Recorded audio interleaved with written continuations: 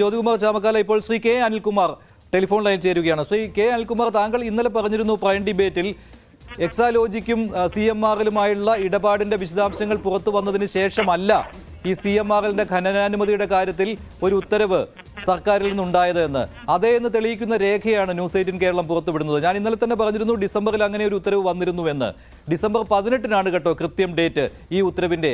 അതിലാണ് പറയുന്നത് അനുമതി കൊടുക്കുന്നില്ല എന്നുള്ള കാര്യം. എന്തുകൊണ്ട് ഈ കാലതാമസം എന്നുള്ള ചോദ്യമാണ് വരുന്നത്. എന്തുകൊണ്ട് 2019-ൽ തന്നെ തീരുമാനമെടുത്തില്ല? എന്തുകൊണ്ട് ഇത് കയ്യിൽ വെച്ചുകൊണ്ടിരുന്നു? നമ്മള് ഈ ഒരു കാര്യം പറയുമ്പോൾ വിഡ്ഢിത്തരങ്ങൾ പറഞ്ഞിട്ട് അതിന്റെ ഭാഗമായിട്ട് ചർച്ച സംഘടിപ്പിച്ചാൽ അതിനേക്കാൾ വലിയ വിഡ്ഢിത്തരത്തിലേക്ക് പോകും. അങ്ങനെ വിഡ്ഢിത്തരുടെ മഹാസംഘവുമായിട്ട് ഇത്തരം ചർച്ചകൾ മാറുന്നു എന്നുള്ളത് വളരെ വളരെ അപമാനകരമാണ്. ഞാൻ ചോദിക്കുന്ന ഒരു ചോദ്യം എന്താണ്? 2004-ലാണ് AK സർക്കാർ ലീസിന് അനുമതി കൊടുക്കുന്നത്. കർത്താവിന്റെ തന്നെ സ്ഥലത്തല്ലേ ലീസ്? സർക്കാർ സ്ഥലത്താണോ ലീസ്? എന്ത് മണ്ടത്തരമാണ് കുഴൽനാടൻ പറയുന്നത്? കർത്താവ് അയാളുടെ കയ്യിൽ വെച്ചിരിക്കുന്ന സ്ഥലത്ത് ഖനനത്തിനുള്ള അനുമതിയാണ് ആന്റണി സർക്കാർ കൊടുക്കുന്നത്. ആ അനുമതി റദ്ദാക്കിയതിനെതിരായിട്ട് അയാൾ ഹൈക്കോടതി പോയി. ഹൈക്കോടതി സിംഗിൾ ബെഞ്ചും ഡിവിഷൻ ബെഞ്ചും സുപ്രീം കോടതിയും കർത്താവിന് അനുകൂലമായി വിധിച്ചു. വിധിച്ചത് 2016-ലാണ്. അത് ഏപ്രിൽ മാസം 8-ാം തീയതിയാണ്.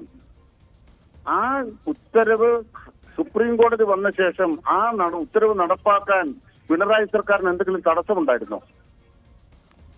സുപ്രീം കോടതി വിധിച്ചിരിക്കുകയാണ്.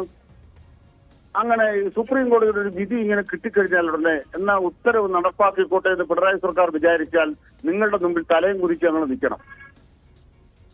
ഞങ്ങൾ തലമുറിച്ച് ഇരുടെ കാര്യമില്ല. അതിന് കാരണം എന്താണ്? 2016 തൊട്ട് 2019 സുപ്രീം ഹൈക്കോടതിയുടെ കേന്ദ്ര സർക്കാരിന്റെ ഉത്തരവ് വരുന്നവരെ കൃത്യമായിട്ട് അവർക്ക് ഖനനം നടത്താൻ അനുവദിച്ചിരുന്നു നിയമം അനുവദിച്ചിട്ടും കർത്താവിനെ കേരളത്തിൽ ഖനനം നടത്താൻ പിണറായി സർക്കാർ അനുവദിച്ചില്ല എന്നുള്ളതല്ലേ വസ്തുത. അതിന് തലതിരിച്ച് വർത്താനം പറയുന്നതോടെ നമ്മൾ എന്ത് വർത്താനം പറയാനാ? ബഹുമാനപ്പെട്ട മഞ്ജുഷോട് ഞാൻ ചോദിക്കുക, 2016 ഏപ്രിൽ മാസം 8-ാം തീയതി മുതൽ 2019 കേന്ദ്ര സർക്കാരിന്റെ പുതിയ ചട്ടങ്ങൾ വരുന്നവരെ ഈ കരിമണൽ കമ്പനിക്ക് കേരളത്തിൽ അവരുടെ സ്ഥലത്ത് കുഴിച്ചെടുക്കുന്നതിന് എന്തെങ്കിലും തടസ്സം ഉണ്ടായിരുന്നോ? തടസ്സമുണ്ടായിരുന്നു. സുപ്രീം കോടതിയിൽ ഓപ്ഷൻ ഉണ്ടായിരുന്നു. സുപ്രീം കോടതി പറഞ്ഞിരുന്നു സ്വകാര്യ മേഖലയ്ക്ക് ഖനനാനുമതി കൊടുക്കുന്നതിൽ തടസ്സമില്ല, പക്ഷേ അതിൽ തീരുമാനം സർക്കാരിന് എടുക്കാം. അതായത് വേണമോ വേണ്ടയോ എന്നുള്ള കാര്യത്തിൽ തീരുമാനം സർക്കാരിന് എടുക്കാം. പൊതുമേഖലയിൽ തന്നെ കൊടുത്താൽ മതി എന്നാണ് സർക്കാരിന്റെ തീരുമാനമെങ്കിൽ അങ്ങനെ ചെയ്യാം. അതായത് ഇപ്പോൾ ഈ 2023 ഡിസംബർ 18-ന്റെ ഉത്തരവുണ്ടായിരുന്നുവല്ലോ, ഏതാണ്ട് അതിന് സമാനമായ ഉത്തരവ് അന്ന് തന്നെ ഇറക്കാമായിരുന്നു. ഞാൻ മറിച്ചൊരു ചോദ്യം ചോദിക്കട്ടെ. അതിന് മുൻപുള്ള 5 വർഷം ഉമ്മൻചാണ്ടി സർക്കാരിന്റെ കാലത്തും ഒരു തടസ്സവും ഉണ്ടായിരുന്നില്ല. ഇത്രയും തടസ്സം പോലും ഉണ്ടായിരുന്നില്ല. അന്ന് സുപ്രീം കോടതിയുടെ ഉത്തരവില്ലായിരുന്നു. ഹൈക്കോടതി ഡിവിഷൻ ബെഞ്ചിന്റെയും സിംഗിൾ ജഡ്ജിയുടെയും ഉത്തരവേ ഉണ്ടായിരുന്നുള്ളൂ. അന്ന് ഈ രണ്ടാമത്തെ ഓപ്ഷൻ ഉണ്ടായിരുന്നില്ല. സ്വകാര്യ മേഖലയ്ക്ക് നൽകാമെന്നായിരുന്നു അന്നത്തെ ഉത്തരവ്. എന്നിട്ട് അന്ന് ഉമ്മൻചാണ്ടി കൊടുത്തില്ലല്ലോ. ഉത്തരം പറയാം. നിങ്ങളിപ്പോ ഉമ്മൻചാണ്ടിയെ വാനോളം പുകഴ്ത്തുകയാണ്. ഏത് ഉമ്മൻചാണ്ടിയെ? കരിമണൽ കമ്പനിയിൽ നിന്ന് കള്ളപ്പണമായിട്ട് പോയി ഉമ്മൻചാണ്ടിയെ. ആന്റണി അതിനേക്കാൾ വാനോളം പുകഴ്ത്തുകയാണ്. കാരണം എന്താണ്? കോടതിയിൽ നിന്ന് ഭൂതത്തെ തുറന്നു വിട്ടത് ആന്റണിയാണ്. കോടതിയിൽ നിന്ന് ഭൂതത്തെ തുറന്നു വിട്ട് 2004 കരാറിന് അനുമതി കൊടുത്ത ഖനനത്തിന് അനുമതി കൊടുത്ത ഉമ്മൻചാണ്ടി അല്ല, AK ദിദ്യനാണ്. പിന്നെ ഉമ്മൻചാണ്ടി ദിദ്യനാണ്. പിന്നെ ആരാ കുറ്റവാളി? പിണറായി വിജയൻ മാത്രം. എന്താ കുറ്റം? 2016 സുപ്രീം കോടതിയുടെ ഡിവിഷൻ ബെഞ്ച് അന്തിമമായി വിധിച്ചിട്ടും 2019 വരെ ഈ കേരളത്തിൽ ഖനനം നടക്കാത്തതിന് ഏക ഉത്തരവാദിത്വം പിണറായി വിജയൻ ഗവൺമെന്റാണ്. ഞങ്ങൾ ഒരു ഖനനവും അന്നും ഇന്നും അനുവദിച്ചിട്ടില്ല. 2019 കേന്ദ്ര സർക്കാരിന്റെ ഉത്തരവ് വരുന്നത് വരെയും ഇത് ഖനനത്തിന് അനുമതി ഉണ്ട്, സുപ്രീം കോടതി അനുമതി ഉണ്ട് എന്നതാ നിങ്ങളൊന്ന് നടത്ത്, വേറെ തടസ്സങ്ങളില്ലല്ലോ. അങ്ങനെയാണെങ്കിൽ 2019 അല്ലെ താങ്കൾ പറയുന്നു സുപ്രീം കോടതിയുടെ ഉത്തരവ് നടപ്പിലാക്കിയില്ല ശ്രീ പിണറായി വിജയൻ എന്ന് 2016 അധികാരത്തിൽ വന്നപ്പോൾ. അങ്ങനെയാണെങ്കിൽ 2019 എല്ലാം ക്ലിയർ ആയിരുന്നുവല്ലോ. 2019 2 നിർദ്ദേശങ്ങൾ കേന്ദ്ര സർക്കാരിൽ നിന്ന് വന്നു. എന്നിട്ട് എന്തുകൊണ്ട് വന്നില്ല അന്നിങ്ങനെ ഒരു ഉത്തരവ്? 4 വർഷം ഒരു ഉത്തരവ് ഇറക്കാൻ കാത്തു നിൽക്കണോ ശ്രീ കെ അനിൽകുമാർ? എന്ത് കാര്യമാണ് താങ്കൾ പറഞ്ഞത്? കുപ്പിയിൽ നിന്ന് ഇറക്കിവിട്ട ഭൂതത്തെ 2019 ഒന്ന് കുടത്തിലാക്കാൻ പാടില്ലായിരുന്നോ? പിന്നെന്താണ്? 2019 കേന്ദ്ര സർക്കാരിന്റെ ചട്ടങ്ങൾ വന്നു കഴിഞ്ഞാൽ പിന്നെന്താ രാജ്യത്തെ നിയമം? ഖനനം പാടില്ല എന്നിരിക്കെ പ്രത്യേക ഉത്തരവിന്റെ ആവശ്യമുണ്ടോ?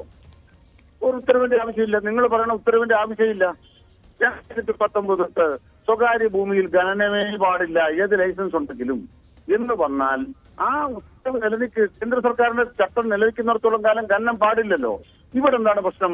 സുപ്രീം കോടതിയിൽ ഒരു കേസും അതിന്റെ വിധിയും അവിടെ കിടക്കുമ്പോൾ അതിൽ നിയമപരിശോധന വേണം. ആ നിയമപരിശോധനയുടെ ഏതെങ്കിലും ഒരു ഘട്ടത്തിൽ അവർക്ക് അനുകൂലമായ നിലപാട് പിണറായി സർക്കാർ എടുത്തിട്ടില്ല എന്നല്ലേ അഡ്വക്കേറ്റ് ജനറലിന്റെ 2020 ഉപദേശം കിടക്കുന്നത്? നിങ്ങൾ മനസ്സിലാക്കേണ്ടത്, ഞങ്ങൾ തലകുനിക്കേണ്ടത് എപ്പോഴാണ്? ഇത് അനുകൂലമായി ഖനനം നടത്താൻ ഞങ്ങൾ എപ്പോഴെങ്കിലും നിലപാട് സ്വീകരിച്ചിരുന്നെങ്കിൽ നിങ്ങൾ പറയുന്നതിന് ഞങ്ങൾ തലകുനിക്കും. 2016-2019 കാലഘട്ടം എന്ന് പറയുന്നത് CMR-ലും എക്സാലോജിക്കും തമ്മിലുള്ള ഇടപാടുകൾ നടന്നിരുന്ന കാലഘട്ടമാണ്. അതേ സമയത്ത് തന്നെയാണ് സർക്കാരിന്റെയും, ഒന്നുകൂടി മുകളിലേക്ക് പറഞ്ഞു കഴിഞ്ഞാൽ മുഖ്യമന്ത്രിയുടെ നേരിട്ടുള്ള പരിഗണനയിൽ ഈ ഫയൽ ഉണ്ടായിരുന്നത് ശ്രീ കെ അനിൽകുമാർ. അപ്പോൾ സംശയം സ്വാഭാവികമായിട്ടും ഇക്കാര്യത്തിൽ ഉണ്ടാകും. ആരെയും കുറ്റം പറഞ്ഞിട്ട് കാര്യമില്ല. അതല്ല, 2019-ലെങ്കിലും നിങ്ങളൊരു തീരുമാനം എടുത്തിരുന്നുവെങ്കിൽ ഓക്കെ, ഒരു പ്രശ്നവും ഉണ്ടായിരുന്നില്ല. രാജീവ് പോലും ഇന്നലെ പറഞ്ഞത് 2020-ൽ നിയമോപദേശം കിട്ടിയെന്ന്. പിന്നെ ആ ഫയൽ എവിടെ? അപ്രത്യക്ഷമായത് എങ്ങോട്ട്? ഈ ദുരൂഹതയൊക്കെ അകറ്റണമെങ്കിൽ നിയമസഭയിൽ ഈ ഒരു വിഷയം ഉന്നയിക്കാനെങ്കിലും അനുവദിച്ചാൽ മതിയായിരുന്നു. അവിടെ മുഖ്യമന്ത്രി മറുപടി നൽകിയാൽ മതിയായിരുന്നു. കാര്യം അവിടെ കൊണ്ട് കഴിഞ്ഞു. 2023-ൽ ഈ ഉത്തരവ് തിടുക്കപ്പെട്ട് ഇറക്കിയത് എക്സാലോജിക്കും CMR-ലും തമ്മിലുള്ള ഇടപാടിന്റെ വിശദാംശങ്ങൾ നാട്ടുകാരെല്ലാം അറിഞ്ഞപ്പോൾ മുഖം രക്ഷിക്കാനല്ലേ എന്ന് ചോദിച്ചാൽ എന്ത് മറുപടിയാണ്? താങ്കൾ ഇന്നലെ വലിയ വായിൽ വാദിക്കുന്നത് കേട്ടു. അങ്ങനെയൊന്നുമല്ല, 2023 ഡിസംബറിലൊന്നും അല്ല ഈ ഉത്തരവ് വന്നത് എന്നൊക്കെ. അങ്ങനെയൊക്കെയാണ് എന്ന് തെളിയിക്കുന്നത് കൂടിയാണ് ഈ ഉത്തരവിന്റെ കോപ്പി. ഒരു തെളിയിക്കലുമില്ല. നിങ്ങൾ മനസ്സിലാക്കേണ്ട കാര്യം, വിഡിത്തരം നിങ്ങൾ വീണ്ടും പറയരുത്. 2019-ൽ കേന്ദ്ര സർക്കാർ ചട്ടം കൊണ്ടുവന്നു പിന്നെ ഖനനത്തിന് അവകാശമുണ്ടോ? അവിടെ അപ്പോൾ അത് റദ്ദ് ചെയ്യണമെങ്കിൽ ആര് റദ്ദ് ചെയ്യണം? ഉദ്യോഗസ്ഥന്മാർ റദ്ദ് ചെയ്യണം. മുഖ്യമന്ത്രി അല്ല റദ്ദ് ചെയ്യേണ്ടത്, ഉദ്യോഗസ്ഥന്മാർ റദ്ദ് ചെയ്യേണ്ടത്.